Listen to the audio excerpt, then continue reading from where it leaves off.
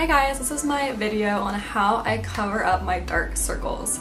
I have been working night shift for 5 years now, and I always want to do something the day after I work, and I just feel like I always have dark circles. I always look exhausted, I look like a zombie. So I found the answer to my dark circle dilemma. I am using the Maybelline Master Camo crayon in the color Apricot. And the key to color correcting is that the color corrector, the Apricot, is going to neutralize the blue and purple tones, while you need very opaque concealers. So Tarte Shape Tape, obviously very opaque, and e.l.f. Camo 16 Hour.